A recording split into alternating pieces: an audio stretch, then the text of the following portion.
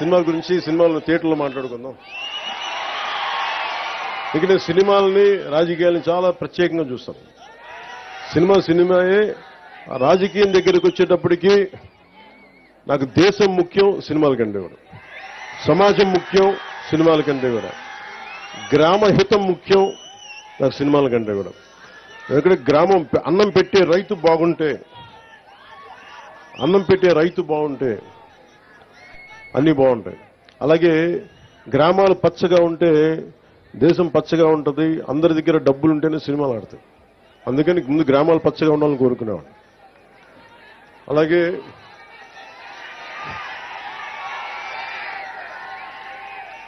ఇంకొక ఇద్దరు పేర్లు చెప్పడం మర్చిపోయాను, క్షమించాలి.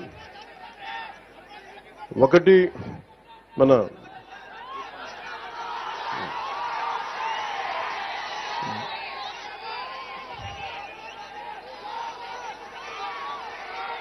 రైల్వే కూడూరుని నియోజకవర్గం జనసేన గెలుపు కోసం ముందుండి నడిపించిన రూపానంద రెడ్డి గారికి నా ప్రత్యేక ధన్యవాదాలు, కృతజ్ఞతలు. అలాగే మన కాటంనేని భాస్కర్ గారు, మీ భాస్కర్ గారు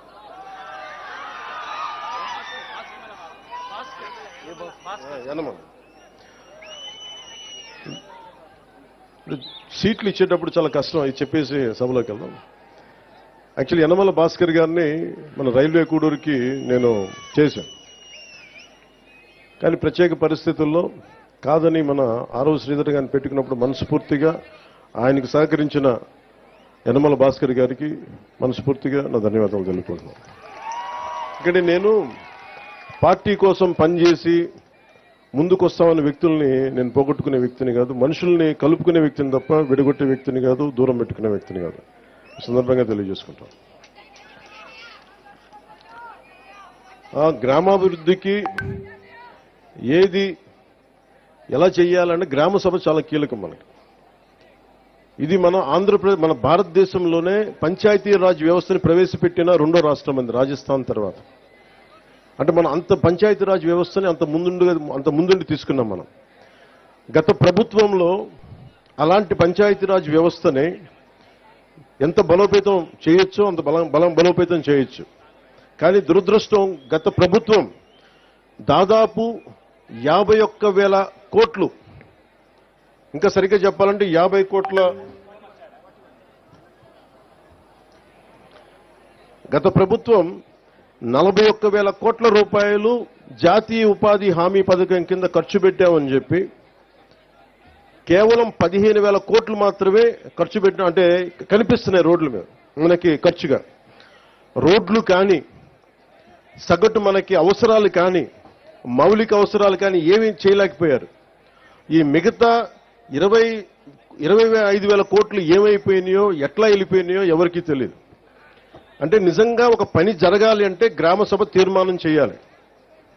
పంచాయతీ రాజ్ వ్యవస్థని బలోపేతం చెయ్యడానికి ఇది ఆంధ్రప్రదేశ్కి కాదు, భారతదేశానికి వెన్నెముక పంచాయతీ రాజ్ వ్యవస్థ. అందరూ నన్ను హోమ్ తీసుకోమని ఒకటే కోరుకున్నా. నేను అన్నా హజార్ అంటే పడి చచ్చిపోయాను చిన్నప్పుడు. మీకు తెలుసు, చిరంజీవి గారి సినిమా రుద్రవేణి సినిమా కూడా ఉంటుంది. అది అన్నా హజారే గారి ప్రేరణతో తీసింది. అంటే ఒక సర్పంచ్ ఎంత బలవంతుడంటే, ఎక్కడో మిలిటరీలో పనిచేసి రేలేగావ్ సిద్ధి, మహారాష్ట్రలో రేలేగావ్ సిద్ధి అనే గ్రామానికి వచ్చి అక్కడున్న పరిస్థితులు చూసి అందరూ మద్యానికి బానిసై అన్ని మనకి కనీసం నీటి సౌకర్యం లేక పొలాలు ఎండిపోతూ ఉంటే, గ్రామానికి అభివృద్ధి నోచుకోపోతుంటే ఆయన ముందుకొచ్చి ఆయన సర్పంచ్గా అయ్యి ఆయన ప్రారంభించింది వాళ్ళ రేలేగావ్ సిద్ధిగే కాదు, మొత్తం దేశాన్నే కదిలించాడు. ఒక సర్పంచ్ కదిలించాడు. అది కూర్చోబెట్టి లోక్పాల్ బిల్లు కానీ, ఈ రోజున సమాచార హక్కు చట్టం కానీ, ఇవన్నీ ఆయన నాయకత్వంలో జరిగినాయి. అంటే ఒక సర్పంచ్ తలుచుకుంటే దేశాన్ని కదిలించగలిగే శక్తి ఉందనేది మన గ్రామాలు చూపించినాయి. అలాంటి 13,326 పంచాయతీలు కనుక బలపడితే, బలోపేతం అయితే, నిజంగా అభివృద్ధి దిశ వైపు వెళ్తే, మనందరం ఐక్యతగా ఉంటే ఆంధ్రప్రదేశ్కి ఎన్ని లక్షల కోట్లు వీళ్ళు అప్పు చేసిన అప్పులను తీర్చేయగలం. మనకు అంత శక్తి సమర్థత మనకు ఉంది. నేను అందుకని మీకు ప్రత్యేకించి ప్రత్యేకించి ఎందుకు వచ్చాను నేను మైసూరావారిపల్లి కంటే, నేను రైల్వే కోడూరు ఇది ఉద్యాన పంటలకి సంబంధించిన ఇది రాజధాని. ఇది ఇక్కడ నేను చాలాసార్లు ఇక్కడి నుంచి మామిడి చెట్లు తీసుకెళ్తే రుచి వస్తుందని చెప్తుంటాను. నేను అదే చెప్తున్నాను, ఇక్కడి నుంచి రుచి రాదు. ఈ నేల తాలూకు సారం ఇది, ఈ నేల తాలూకు విశిష్టత. ఇక్కడ పండు అంతే. ఇది అరటి పండు కానీ ఏదన్నా కానీ ఈ నేల తాలూకు సారం విశిష్టత దీనికే ప్రత్యేకం తప్ప ఇంక ఏ జిల్లాకి ప్రత్యేకం కాదు. నేను ఒకటే అనుకున్నా, రాయలసీమ అంటే ఎందుకు పారిపోతారు అందరూ, ఎందుకు గొడవలు జరగాలి ఇక్కడ? రాయలసీమ తాలూకు విశిష్టత ఎంతమందికి తెలుసు? రాయలసీమ అనగానే కూర్చొని వాళ్ళు కూర్చోబెట్టి గొడవలునో ఇదని ఇవి కాదు. రాయలసీమ చదువుల నేల ఇది. కోస్తా జిల్లాల కంటే ఎక్కువ గ్రంథాలయాలు ఉన్న నేల ఇది రాయలసీమ. అలాంటి గొప్ప నేల ఇది. అలాంటి గొప్ప నేలకి అభివృద్ధి లేక ఎక్కడో గల్ఫ్ కంట్రీలకు వెళ్ళిపోతా ఇవన్నీ ఎందుకు జరగాలి అనేది నాకు ఎప్పుడు తాపత్రయం ఉండేది.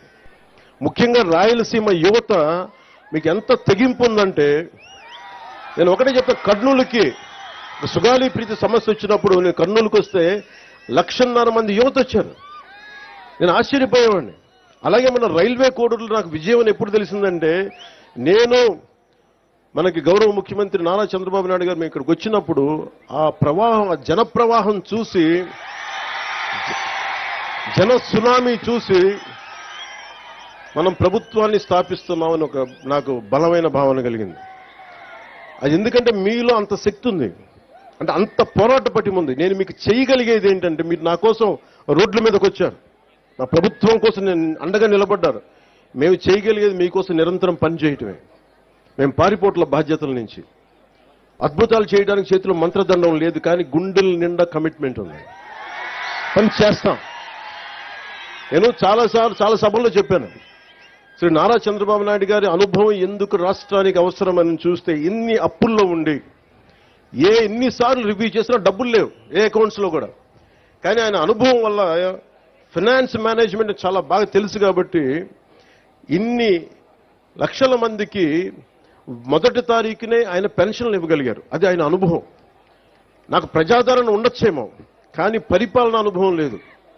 నేను నాకంటే బాగా ఆలోచించగలిగే వాళ్ళని, నాకంటే రాష్ట్రం కోసం పనిచేసే వాళ్ళ వెంట నడవడానికి, వాళ్ళ వెనక నడవడానికి, వాళ్ళ పక్కన నడవడానికి, నేర్చుకోవడానికి నేనే సంకోచించే వ్యక్తిని కాదు. అలాంటి అనుభవజ్ఞుడి దగ్గర, అలాంటి పరిపాలనా దక్షత ఉన్న గౌరవ ముఖ్యమంత్రి చంద్రబాబు గారి దగ్గర నేర్చుకోవడానికి నేను ఎప్పుడు సంసిద్ధతగానే ఉంటాను తప్ప నేను దాన్ని ఏ మాత్రం తక్కువ అనుకోను. ఇది ఎందుకు మీకు దృష్టికి తీసుకొస్తున్నానంటే, ఇన్ని కోట్ల మంది ప్రజలకి ఒక నాయకులు సరిపోరు. చాలా మంది నాయకుల సమూహం కావాలి. అది గ్రామాల నుంచి రాష్ట్రాల దాకా నాయకుల సమూహం కావాలి. అలాంటి నాయకుల సమూహం కోసం నేను తాపత్రయం. నేను మీకు ఒకటే విన్నవించుకుంటామన్నా, రాయలసీమ ఇది ఈ రోజున రైల్వే కోడూరు కోసం ఒక్కటే పెట్టింది కాదు, ఒక మైసూరావారిపల్లి కోసం పెట్టింది కాదు. ప్రత్యేకించి రాయలసీమ జిల్లా, మన రాయలసీమ వాసులందరికీ నేను మాటిస్తున్నా, మీకోసం ఒక కూలీలాగా పనిచేయడానికి నేను సంసిద్ధంగా ఉన్నాను. మీకు కష్టం వస్తే, నేను ఆ రోజున అన్నమయ్య పింఛా డ్యామ్ తెగిపోతే ఆ రోజు నేను ఎంత బాధపడ్డానో, తెలిసి డ్యామ్ తెగుతుందని తెలిసి కూడా ఇసుక కోసం అంతమంది అన్ని పశువులు, అంత ఆస్తి నష్టం, అన్ని ప్రాణాలు పోయారు. జస్ట్ ఇసుక కోసం తెలిసి కూడా ఇసుక తవ్వుకోవడం కోసం డ్యాము నిండిపోతుంది, తెగుతుంది, కట్ట తెగుతుందని కూడా వదిలేశారు.